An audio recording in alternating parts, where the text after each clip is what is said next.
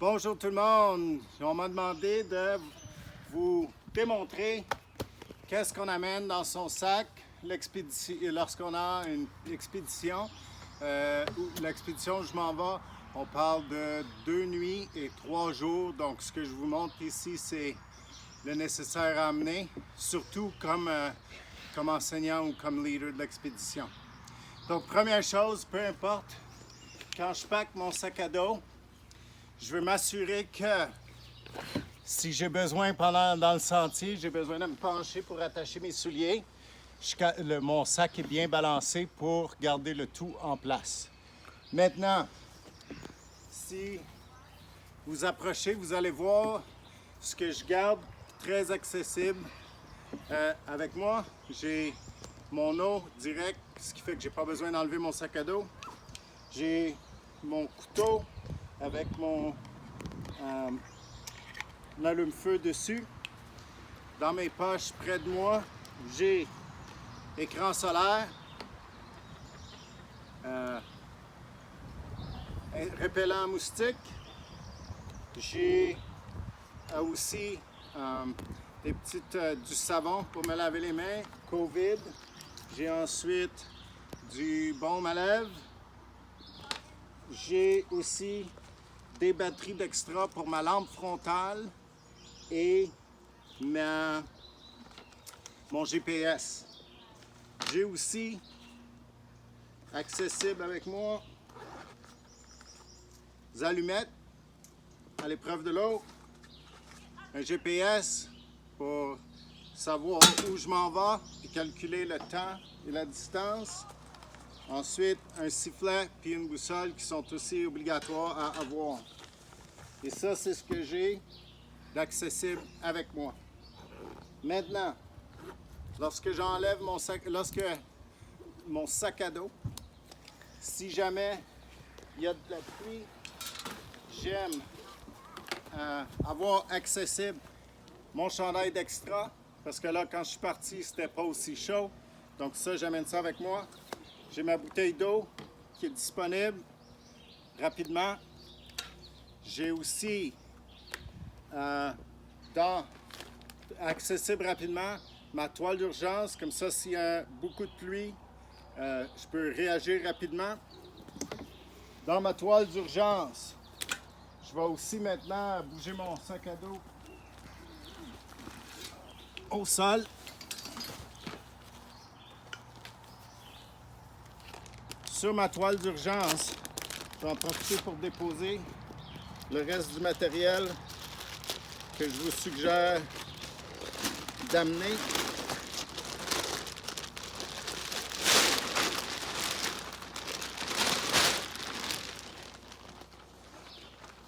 Donc, j'ai ma toile d'urgence pour être à l'abri de la pluie. J'ai sur une attache 6 cordes d'environ 10 pieds pour attacher des coins aux œillets, puis une corde d'environ 25 pieds pour faire ma ligne directrice. Fait que ça, c'est la corde. Ensuite, accessible rapidement, j'ai une lampe si jamais on s'installe pendant la nuit. J'ai un produit de luxe ou une toile beaucoup plus grande que celle-ci qui fit dans un petit sac. Donc ça, on peut s'installer à l'abri de la pluie rapidement. J'utilise toujours ma bouteille de carburant. Je mets toujours ça à l'extérieur de mon sac à dos au cas où ça coulerait. J'ai aussi, en plus de mon couteau, j'ai aussi accroché ici un outil multiple. Ensuite, j'ai sur le haut, puis ça c'est une question de balancer, j'ai ma tente. Dans le sac ici, c'est mon sac pour nourriture pour 3 jours, sans réfrigération nécessaire. Donc ça c'est une autre vidéo qu'on fera plus tard. Accessible aussi directement du derrière de mon sac à dos, rapidement, trousse de premiers soins, guide de premiers soins,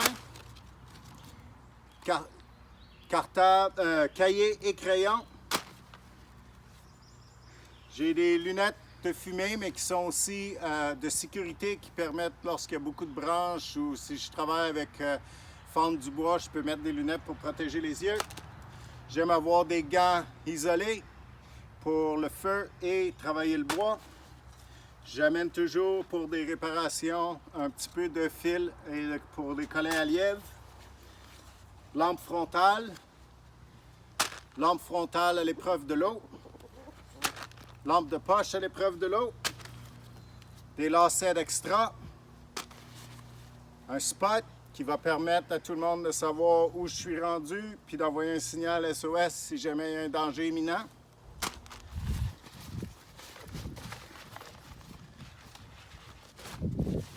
Ensuite, si ce n'est pas une pluie diluvienne, mais j'ai un coupe-vent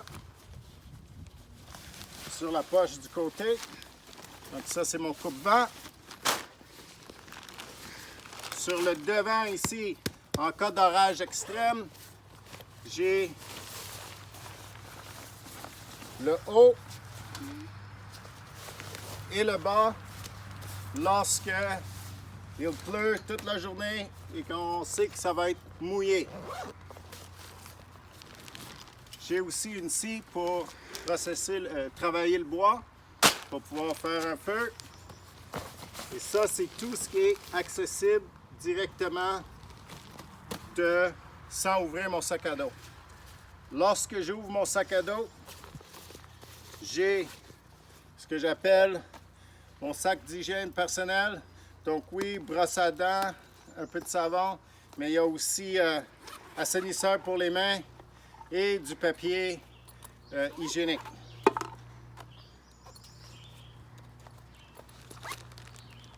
J'ai aussi à l'intérieur mon équipement de poêle. J'ai aussi ma tasse thermos parce que définitivement je vais me faire un café le matin. J'ai mon système pour la purification d'eau. Comme vous voyez, j'ai quand même 2 litres d'eau avec moi déjà entre la bouteille et la gourde qui est derrière mon dos. Mais j'ai besoin pour 3 jours d'amener un filtre à eau. J'ai un oreiller pour mon confort. Tout le nécessaire de cuisine.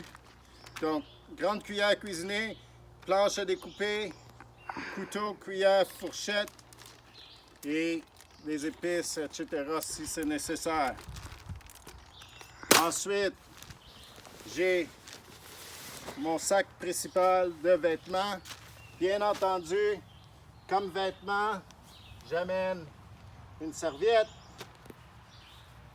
une paire de pantalons d'extra autre que celle que j'ai sur moi, 3 jours, 3 chandails, un pyjama et, comme je ne suis pas certain de la température, une couche d'extra d'isolation. Tous les vêtements que j'amène sont en polyester, ce qui fait que ça respire bien et même si j'ai chaud, ça ne cause pas de blessure, d'irritation des vêtements. Ensuite, les seuls bas que je porte dans des expéditions, c'est des bas de laine. Lorsque j'ai chaud ou qui sont mouillés, ça garde mes pieds confortables et empêche les ampoules. Ensuite, j'ai là mes vêtements. J'ai aussi des sous-vêtements en polyester que on doit essayer de trouver un espace où on peut dans notre sac à dos pour que tout rentre. J'ai sac de couchage et mon matelas de sol. Donc l'équipement ici, c'est tout le nécessaire qu'un leader, un enseignant adulte devrait amener avec lui ou elle pour pouvoir appuyer les élèves dans leur voyage. Ensuite, les élèves, eux, bien entendu, pourraient se diviser cet équipement-là en groupes de 3 ou 4. Donc, ce ne serait pas tous les élèves qui doivent transporter tout ce matériel-là. J'espère que ça vous aide. Bonne chance. Si vous avez des expéditions, laissez-moi savoir. J'aimerais savoir comment vous en sortez. Merci. Au revoir.